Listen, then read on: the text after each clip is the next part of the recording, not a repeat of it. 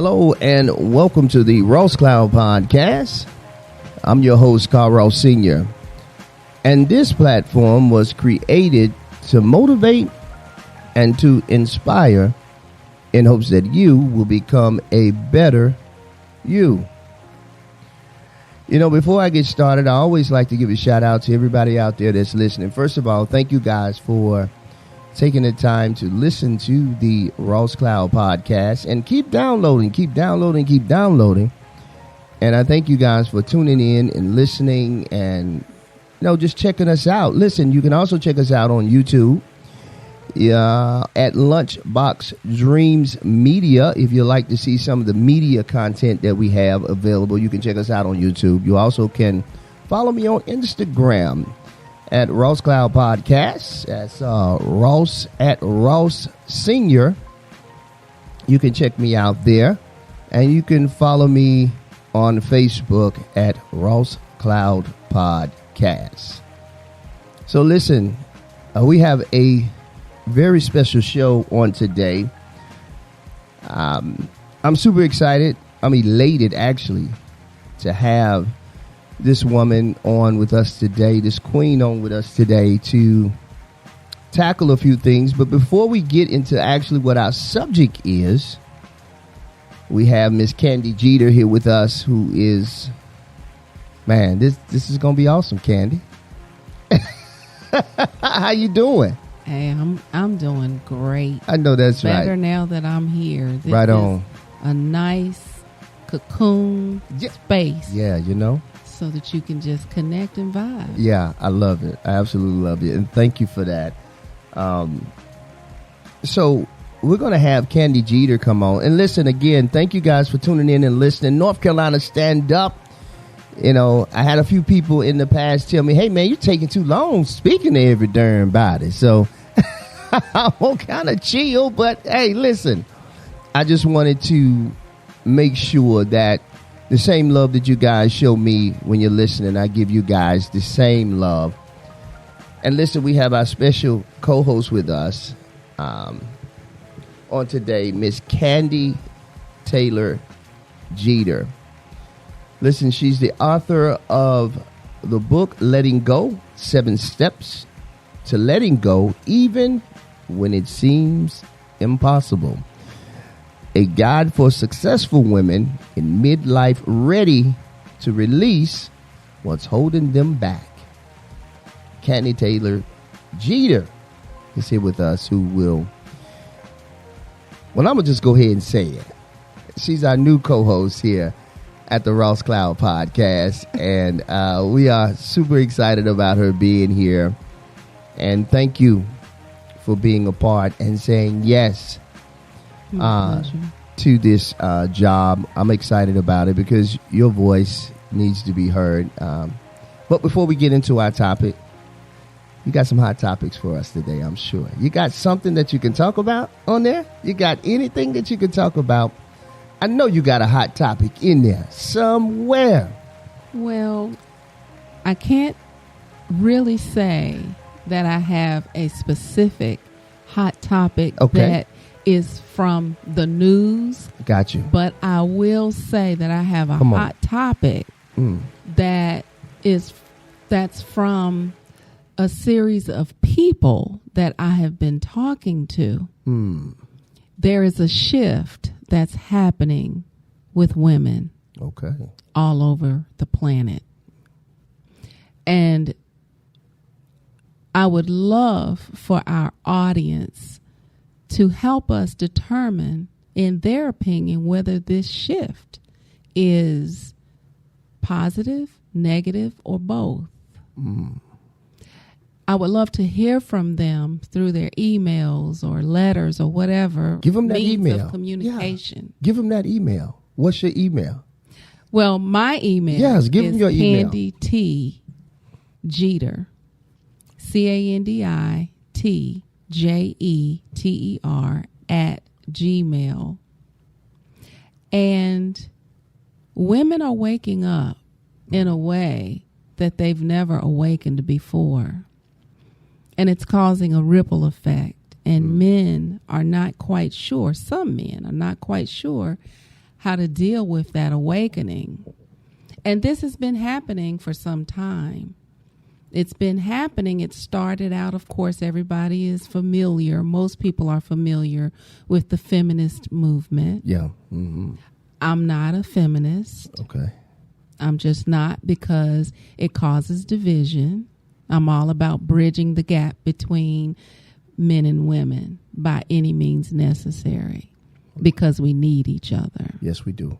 Right? Yes. However, what we do not need is abuse, neglect, thoughtlessness, and we don't need competition among the sexes.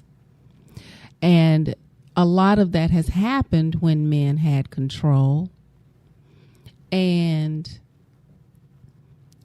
when we think about that, and how when Malcolm X said the chickens have come home to roost, well, that's happening now with women. Yeah. It happened with the races, and now it's happening with the genders. And then in the midst of all of that, we have mental health or illness and wellness. Yes. All three of those things.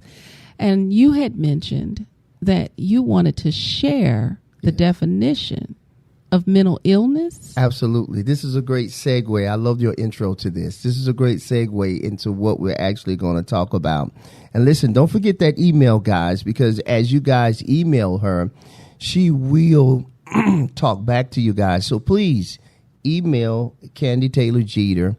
She gave you her email. Can you give them that email one more time? And we'll make sure we do it again at the end of the show, as she has posed a question to you guys, and she'll answer you on air.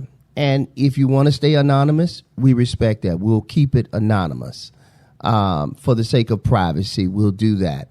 But if you have a question, you want to answer the question that she gave you guys as it pertains to a shift happening in our society today, then please reach out to her at this email. Candi with an I, Candi, T as in Taylor, Jeter, Candi T Jeter @gmail. I love it. I love it. And so we will discuss those as you guys respond back to her. We'll discuss those things on air as we continue this conversation. But this is a great segue into what our topic is going to be today. Thank you, Candi. That was absolutely wonderful the way you did that. I love the way you did that, man.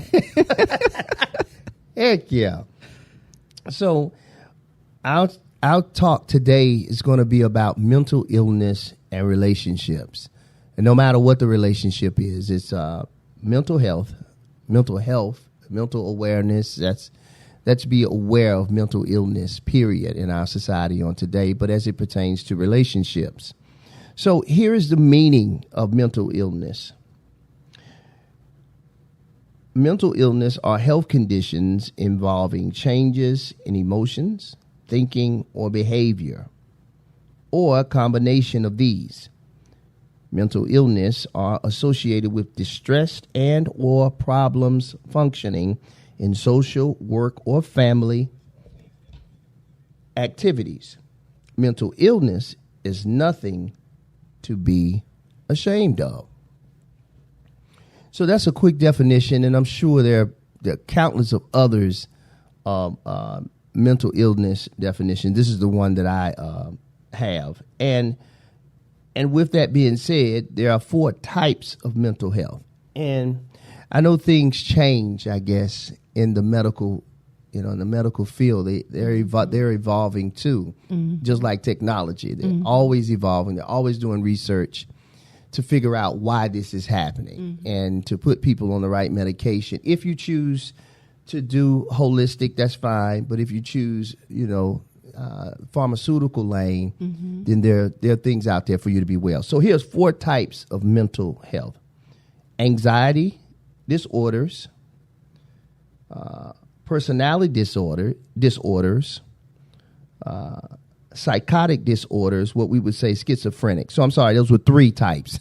Okay. I said 4, so it's 3 types: anxiety disorders, personality disorders, and psychotic disorders, which we refer to as schizophrenic.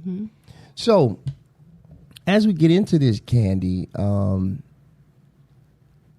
this is a conversation that I've been wanting to have for the longest, but as it pertains to mental health and relationships, I would like to hear your perspective on it, and let's just build, let's just talk about it.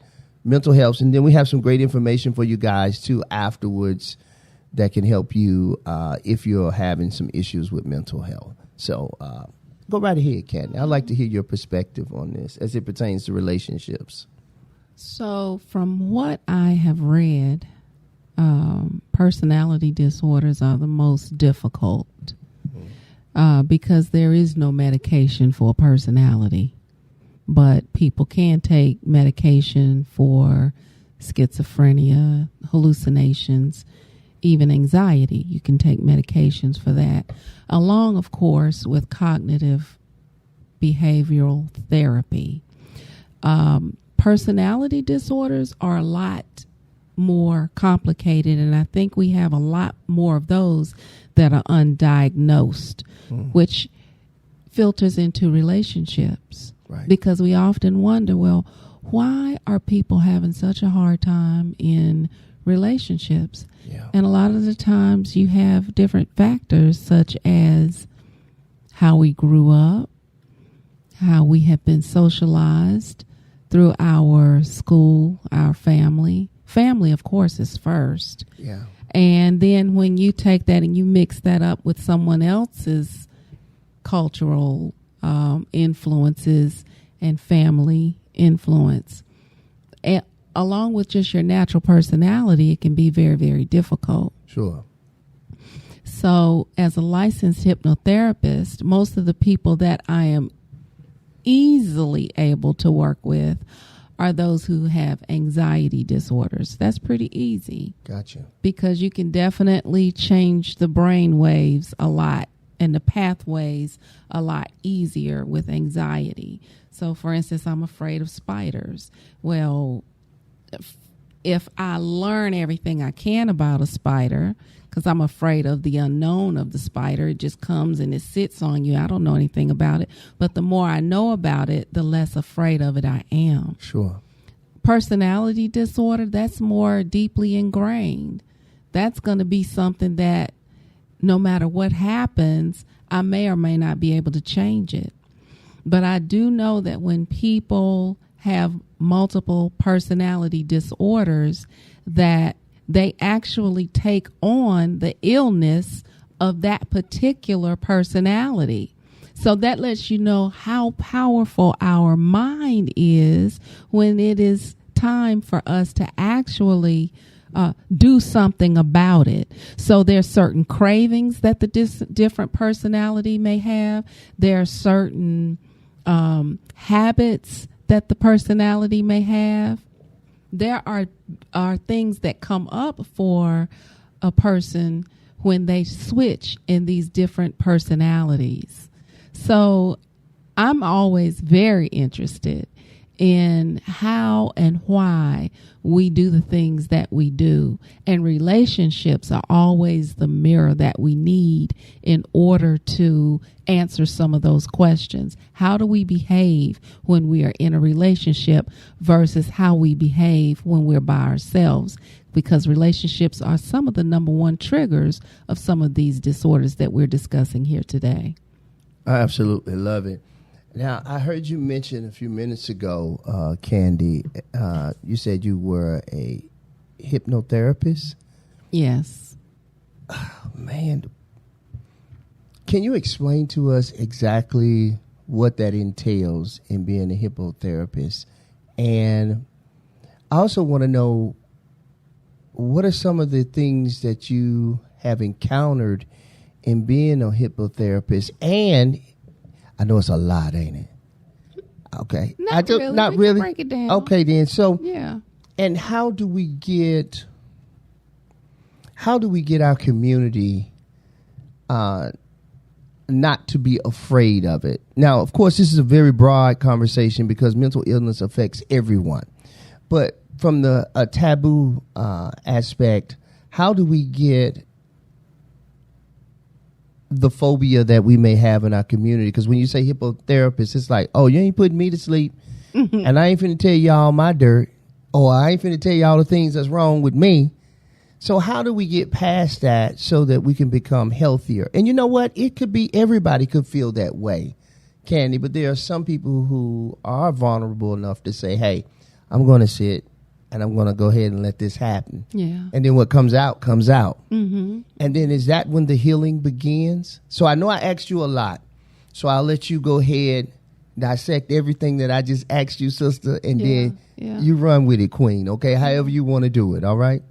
So one of the first things I think about is this. When we talk about hypnotherapy, a lot of people say that they don't want to be put to sleep. So hypnotherapy, first of all, it doesn't put you to sleep, but it definitely puts the critical mind at rest so that the subconscious mind, which is the most powerful mind, which is 90% of the motivation of why we do what we do. Gotcha. Right?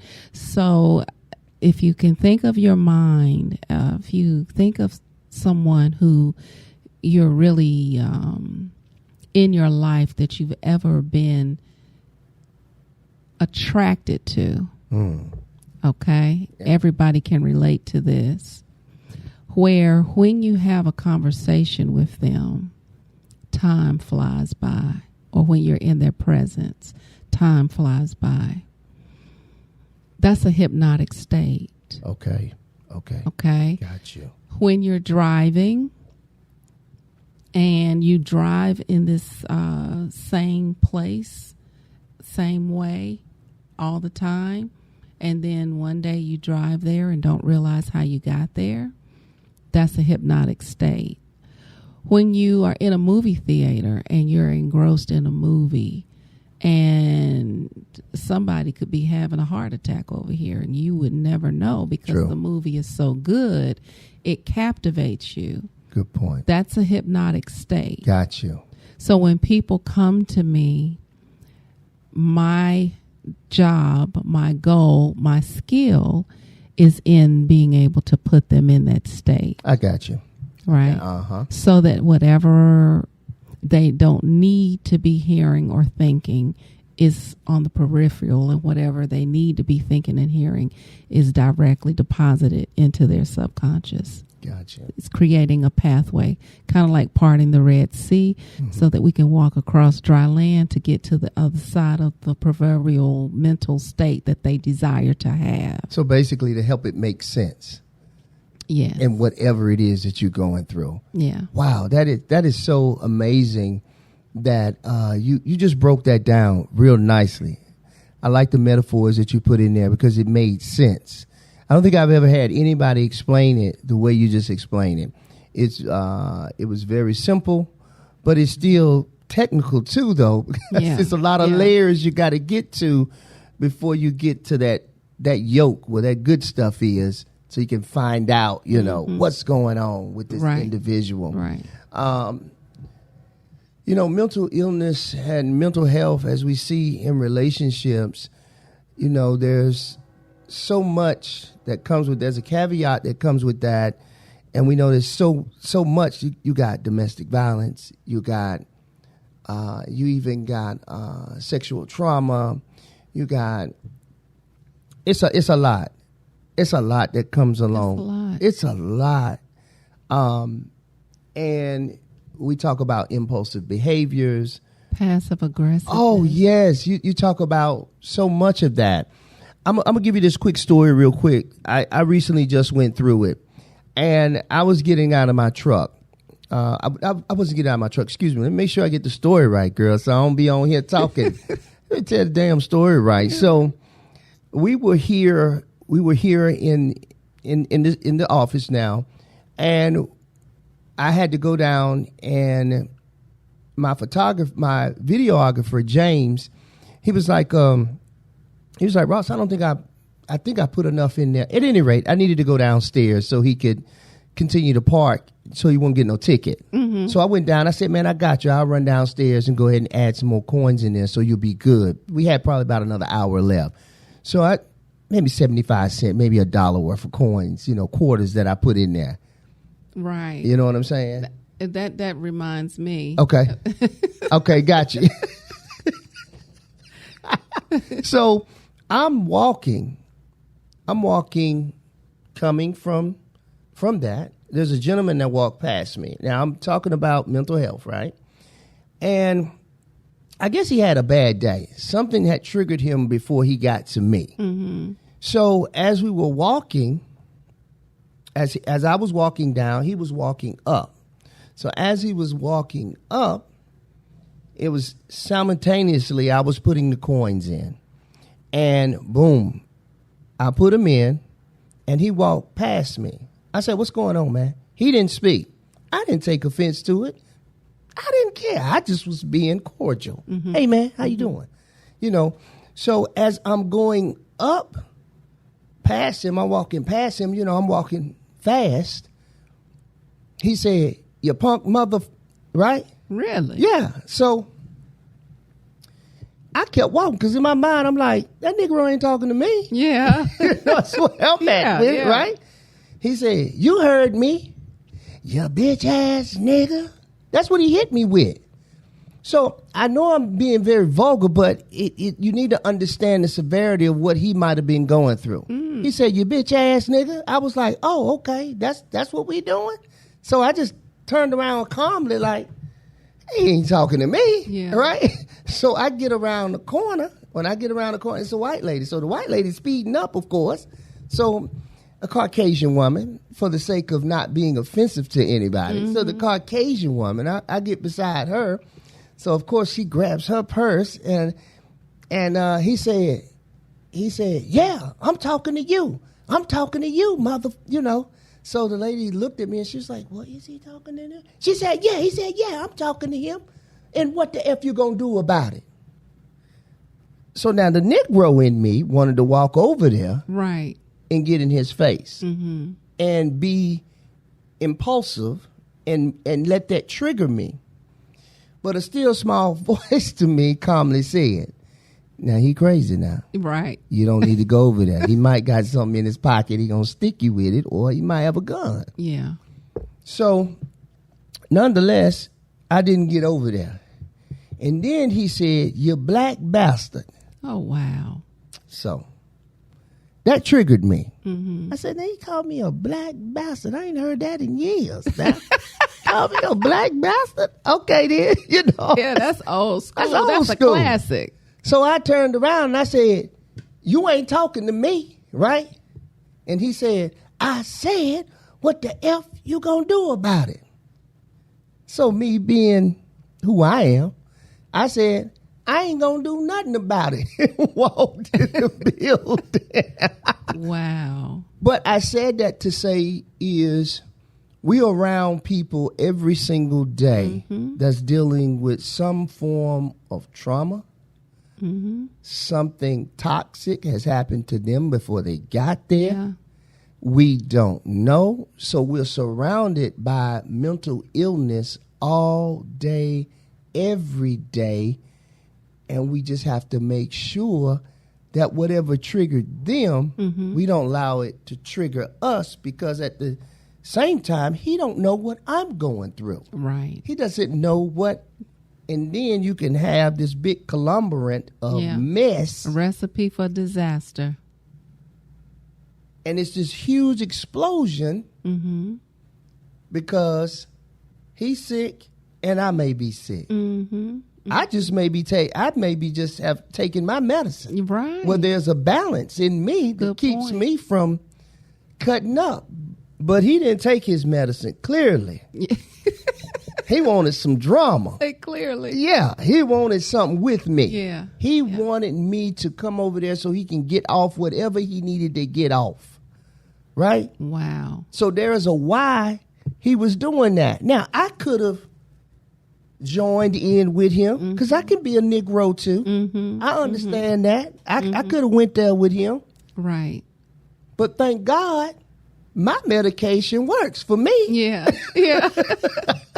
And I'm going to allow it to work. Yeah. So you've chosen that. I've chosen that. So how important is it for us as I was telling that story, how important is it for us to have some I won't even say accountability, but some awareness of our own health without self-diagnosing ourselves, and make sure that we get it clinically diagnosed so that we don't give the wrong diagnosis of what's going on with us, Candi. Wow. How do we get that? How do we get that to people in general? You know, of course I'm black, so of course I love my people. So from a community standpoint, I would love for us to do more, but this is broad because mental health affects everybody. Everybody. And sometimes people don't have the resources in order to get this, but how do we get people, you know, I know it's tough because some people just don't want to take medication. No. There are a lot of people that's like, I don't want to do the pharmaceuticals. I don't want to do the pharmaceutical. I don't want to go down that lane. But, you know, with this conversation, how do we get people to start taking their own mental health and being aware of what's going on, being in tune with you, and finding out what's going on with us? How do we do that? And to get the the resources, Candi, because I know everybody don't have access to them. True. But and without us not getting hurt. Yeah. Without a person getting hurt saying, hey, man, you need some help. Yeah. And not coming out sarcastically where it's offensive. And then that may trigger them for whatever reason. Mm-hmm. So how do we safely do that from a standpoint of just being a human and saying, from a human aspect, man, I love you, man. Mm-hmm. Something ain't going right with you. There's some help for you. Yeah. So the first thing that comes to mind is when I woke up this morning, the phrase that was in my mind was, peace requires discipline. Peace requires discipline. We think that peace is from doing whatever we want, but actually anything that is attached to peace and happiness is always attached to something that we don't want to do. Always. 100% of the time. So anytime you think that peace is you can do whatever you want to do all the time, you'll never have peace. Anytime you think that happiness is you get what you want all the time, you'll never have happiness. So, and then secondly, we can't make anyone do anything. We can only inspire others by doing what we want others to do. Great point. So we have to be that. And then when somebody comes in your presence, then what happens is the hands-off approach is the energetic portion of what you've been working on is going to influence them. Oh, yeah. They won't pop off like that in your presence, even when they're crazy. Every knee shall bow. Yeah. And that is not to the Lord Jesus. That's to the Lord in you that has Lord over you. Yeah, I got you. I'm with you. And they will see that and they will bow to that. Yeah. And that is how you get people to do what they need to do. Oh, great point. They will bow or flee. I love that. What are your thoughts on the holistic approach and pharmaceutical? Do you think that's just a personal thing? Well, but I'd like to hear your perspective on it, though, I think it depends on your level of discipline. Those who have discipline can go without medication. Yeah. Those who have desire and discipline can go without medication because you have to have that desire. Desires first, and then discipline with the desire gives you the foundation you need in order to do what you need to do. So if you literally don't want to take medication, because mental illness is no different than diabetes. If you can get your numbers in order through food and diet or diet and exercise, you can get your brain in order through diet and exercise. Gotcha. Because the Food and Drug Administration, they work together because food is a drug. Food is medicine. So once we stop eating to please our palate and we start eating to answer the call of the body, the mind will heal itself. And then with that, it takes discipline. And then the peace will come. Yeah, that's beautifully said. Yeah. Beautifully said. Listen, I hope you guys are getting something out of what Ms. Jeter is saying to you all right now from her perspective, because this is pretty awesome. And I hope you guys are learning something too while you're at it, because this conversation, I think, is necessary for all of us, because it's going to help us, especially as it pertains to relationships. And so we're basically talking about mental health, mental illness, and relationships. And so I gave my little story of what I did so far as relationships. But I'd like to hear from you even more, Candi, on this, because we know domestic violence is very prevalent in our society. And oftentimes you'll hear people, I've heard men say this. I've heard men say, well, I'm this way because I watched my dad beat my mom up. Or I've even heard where moms have said, well, my husband used to do that to me, and they still together. Now, he may not be abusing her anymore physically or emotionally or, verbally with his mouth, but which leads to the emotional part. Well, both of them leads to the emotional trauma. But my question to you on that is, how do we get, when a person is going through that type of relationship or in that abusive relationship, and I'll say this, it doesn't even have to be a traditional relationship. We're just talking about relationships abroad when it comes to, because we live in a society now that's progressive in relationships, so we're talking about relationships across the board, whether you're gay, whether you're straight, in a heterosexual relationship, across the board. Abuse is not good for any of those relationships. And you alluded to it earlier, friendships. Because a person can be abused in their just a friendship, even male and female friendships where there's no sex involved, there's no intimacy involved, but we just friends, but you find yourself being abused. Can you talk a little bit about those the dynamics of those relationships within that? And Candi, I thank you so much for doing this. I do. I love it. I know, man. I know. This is priceless. Yes. And this is going to help so many people. It's going to help us. It's going to help us too. Yeah. Black, white. And so let's go ahead and get into that part of it.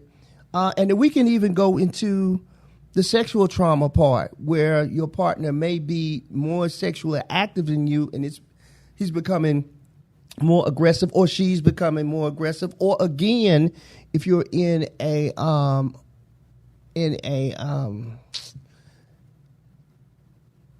gay relationship, you try to be careful on how you word things for the fact of nowadays to show respect. So in a gay relationship, how do you? So it's a lot to navigate through. So we'll start from from the beginning with what I said, and then we can just go into that. Well, I think when you go back to your first relationship, that's with your parents. That's huge, how that starts out. Yes. And it immediately begins a pattern there. So your parents are literally the first glimpse you have of who you think God is. And when you are thinking about who God is, a lot of the times people don't agree with that. And I think one of the reasons why people don't agree with it is because you forget, because you're so young, you forget that was the very first person that you actually made contact with. And that very first person introduced you to the world. And then you have your siblings, and your siblings are your first friends. So you have God, your concept of God through your parents, and then you have your concept of friends through your siblings. And then if you don't have siblings, we're going to say cousins. And then once you realize how etched in your psyche that is, then you get to a clear picture as to how you get from your parents to God, to your siblings, to friendship. And then soon after that, you have your first relationship with someone. Now, did God, i.e. your parents, did they meet your expectations as a child before they handed you off to your religious God? Right? Because whatever your parents were to you, and then they hand you off to religion, you're taking that perspective of your parents into religion. If your parents make you feel guilty and dirty and ashamed and neglected, unanswered calls, unanswered questions that you have about yourself, you take that into church and you say, okay, well, my parents couldn't do this. Maybe church can do this. And the first mistake we make is making church synonymous with God. Yeah. That causes the first mental dysfunction because you're asking God, which is your higher self, to help you work out some of the things that you're coming across in your early life. And then someone interjects that relationship who may or may not have their relationship with God, their higher self, and they give you some messed up advice. Yeah. Based on dogma and indoctrination. You take that advice with the unanswered and unfulfilled responsibilities of your parents, because they're going to be unanswered and unfulfilled because they're supposed to, because you're actually here to fill in those gaps yourself. Right. And so by the time you have all of that and you have your first encounter with love and you fall in love, you get the illusion that that is going to fulfill all of that. Yeah. And when it doesn't, because they're struggling with the same thing, sure, then we become jaded, disillusioned, disgruntled. We start coming up with ways to manipulate to get those needs met. We start lying to ourselves, lying to that person. We do all of these tricks and shortcuts. And do you know that while you're doing that, you're creating pathways in your brain, neural pathways on how to get what you want. And all you're trying to get is, number one, the answer to who are you, who's going to accept me, and who really loves me. That's all you really want. Absolutely. And you have done all of these things to get that, and it becomes a subconscious part of your personality.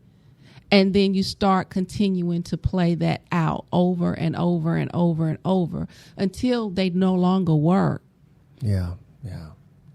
And then here you are. Great point. Great point.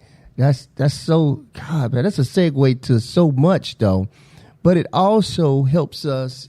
You're right. This is helping me, too. Because you also are able to look back over your life. I was just looking at what you were saying in the beginning, that first relationship between mom and daddy.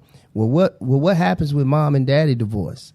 What happens when mom and dad, just what we was talking about with domestic violence? Yeah. What happens with those core relationships? Because that's the core right there. That's the core. Mom and then the siblings turn to each other during that time, Yes. and they have their own act. Yes. Right? Yes. And don't let it be another dynamic where one of the parents favor one of the siblings or something, and then you have all of these dynamics going, and then you're thrown out into the world and you're told, all right, now you got to navigate with that. Man, that's so much, which I feel like is going to lead us into another segue. As we were talking about, we alluded to it earlier about sex. So imagine if you got that dynamic happening with mommy and daddy, and you got this sick uncle that decides, mom and dad says, well, hey, maybe it's mama's brother, maybe it's daddy's brother, or whatever the case may be. Maybe it's an aunt. Step people. You got your step family. So you got all of that going on. And then you got your 12-year-old daughter here, and you got a 5-year-old son, maybe a newborn, right? So the 12-year-old has become an adult almost. Yeah. She's in preteen age, let's just say. And that uncle who's there, he ain't got no job. He trying to make it, but he get a check. So he's helping with that check. So he's helping babysit, he's helping doing everything. But uncle got some stuff going on with him that he ain't even talked about yet. Right. He was messed with. And it may not even been in a heterosexual way. It might have been in a same-sex way from another uncle or father. We don't know. So you add that dynamics to it. He projects his sexual desires on his niece. The niece ain't saying nothing. Taking that abuse. Till now, she's becoming older. So now she's older, she's accepted it. And she still can't wait to get out of the house to find a husband to remedy that. And he can't. Because that won't heal that. That's something else. Or let's say a relationship. Or relationship. A husband or a wife. Or a wife, exactly. Yeah. Exactly. So now that child leaves, trauma on top of trauma on top of trauma. So you got this big, massive hole in you that needs to be filled properly. It's just, and it keeps opening, Candy. Now you're in a relationship. Yeah. Now it's opening up even more. And I am talking from a place of experience, for one, because I went through some things, and I won't speak too candidly about it because I've already done that. I ain't going to talk about it no more. Yeah, go to episode. Let's go. Let's keep moving on. So I'm not a victim. Yeah. But what I'm saying is, I'm speaking from a place of experience where something like that has happened to me. But it broadens your lens. You're able to see clearly of why. Now, you don't make an excuse, but there is a why in there. You know, we talked about R. Kelly. Didn't know he felt that way about his mother. You know, and that's not to bring that up, but... So what was he saying he felt? You know, he said, I remember seeing a clip of him when he said, I watched my mom put on lipsticks, and I just loved the way she put on lipsticks. You know... Who says that about their mother? So something in there was wrong from that initial state. And again, I'm paraphrasing. But he said it into that, something to that nature. He said it that way. And so if somebody want to correct me on it, you can correct me on it. But I heard what he said. Everybody's heard what he said over the years as it pertains to some of the things that he's gone through. Now, we're not making an excuse, but there's a why, Candy, why this happened. Now, some people settle and they say, well, this is just who I am. This is just who I am. And as long as I'm not hurting nobody, so what? What's your thoughts on that? This is just who I am, like controlled environment. That's where, and you say this is just who I am. Yeah, but are you still projecting on somebody else, even though it's controlled? Exactly. Okay. I want to hear your perspective. I mean, I'm going back to desire and discipline. That's where that comes back to every time. Wow. Because if you think that just who you are is working for you, keep doing it. I got you. And keep getting the same results, right? But if you want something better, what do you desire? I got you. What is really your desire? Yeah. And listen, when I say controlled environment, let me make sure that I clear that up, because I'm not talking about pedophile. I'm not talking about somebody being a pedophile. I'm talking about grown adults in a controlled environment when it comes to sex, when it comes to indulging into those things sexually that you like, or that you love, or that you want to do. All I'm saying is, was something projected on them to be that way, or do we say that's just who they are? Or was something projected? Okay, got you. So a little bit of both. Yeah, okay. Because when we were just talking about how this thing builds up, it becomes you. Mm-hmm. It becomes you. Yeah. And sometimes you do have to separate who you are from who somebody else told you were. Yes. Or your environment or your upbringing. Sometimes you have to peel those layers back. Yeah. Say, who am I really? Yeah. Because the mind is so adaptable. Man, this mind is something. It will trick you into thinking that that's you when really that's you. You know what I'm saying? Right. I got you. And we are everything. Mm-hmm. The light, the dark. Yeah. We are all of that. Duality at its finest. Exactly. Yeah. But at the same time, desire, what do you really want out of life? Yeah. And do you have the discipline to make it happen? Yeah. Regardless of what's going on. Yeah. On either side. Yeah. What do you want? You know, your future self. Always looking at your future self. Okay, yeah, you want to be in the moment and what's going on, but you also want to say down the line, I want to be here. Yeah. I want to be this. Yeah. I want to be able to celebrate my 25th anniversary. Yeah. Right? Yeah. If you want to be able to celebrate your 25th or your 50th wedding anniversary, would sacrificing that for a carnal 5 minutes really be worth it? Because that's all it's going to be. Let's just say that, but it's going to be 5 minutes. It's going to be 5 minutes. Yeah. Is it worth it? And you have to ask yourself that with everything. If I say I want to go on a diet and lose 25 pounds and somebody brings in a hot pizza with buttery crust. Stop it. Is that worth who I want my future self to be? Woo-woo. The desire and the discipline. Is my desire for that pizza greater than my desire for who I want to be? Come on now. 25 pounds lighter. Yeah. And a lot of times we don't stop in the pause. The power is in the pause. God dog it. You hear me being silent? God, that was a bar. You hear me? Yes. It is. That is the power in the pause. There's power in the pause. Because you ain't got to go all the way. You ain't got to go all the way. Is it? Do you have those moments where you like sitting on the edge like, yes, boy, if you don't get away, I'm gone. Yeah. And you know what? I love having these conversations because these are conversations that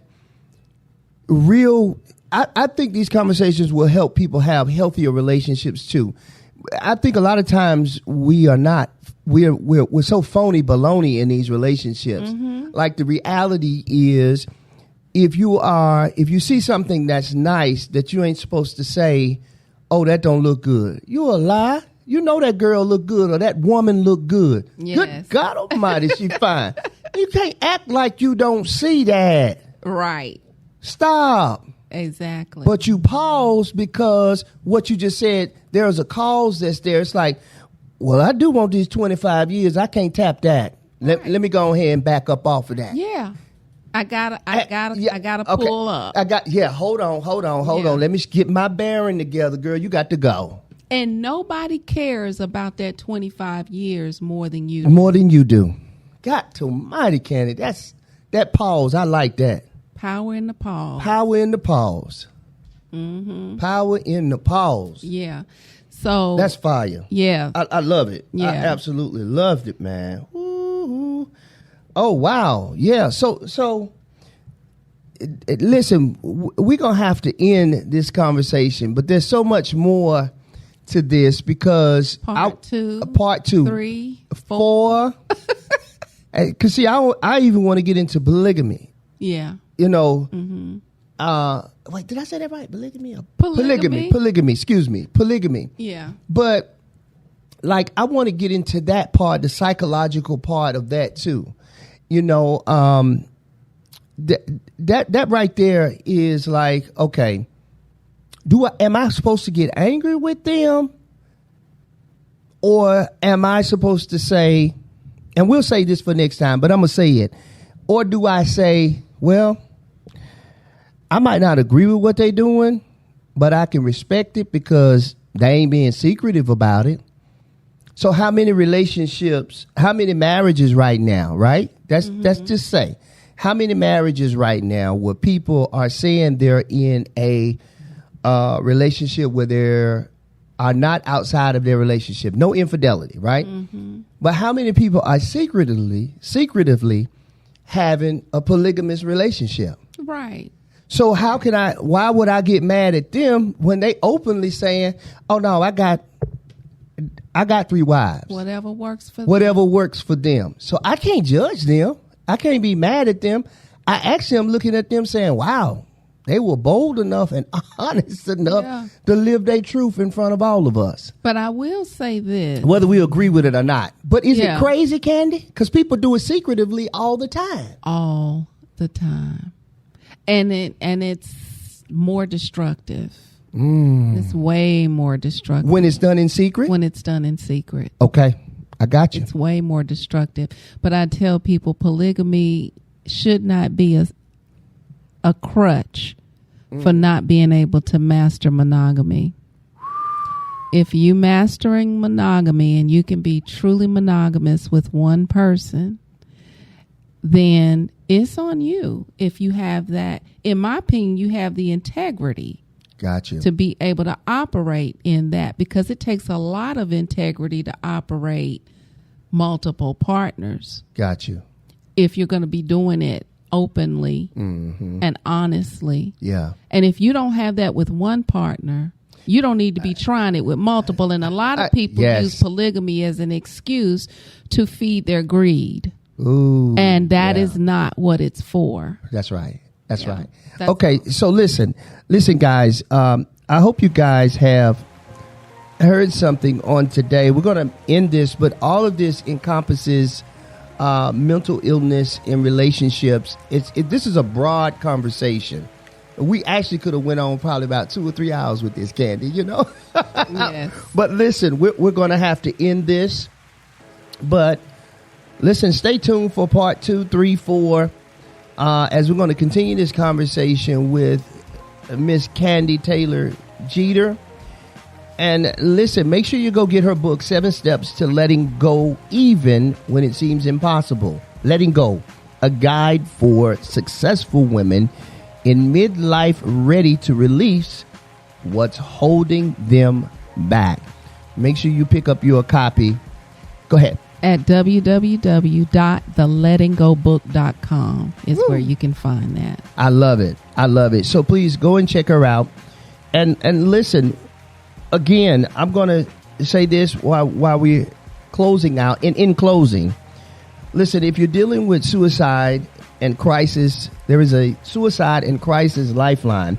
You can dial 988 or you can go to a domestic violence hotline. That's 1-800-799-7233. That's 24 hours, 365. And that's at www.thehotline.org. And if you're a veteran, www.mentalhealthva.gov, suicide_prevention. And that number serves for veterans as well. Dial 988 Suicide and Crisis Lifeline. So listen, this is the Ross Cloud Podcast. I'm Carl Ross Sr. And I am Candi T. Jeter. Listen, keep making it great and have a great day. and take care of yourself. Be aware of what's going on with you. And we'll talk to you again real soon. Peace.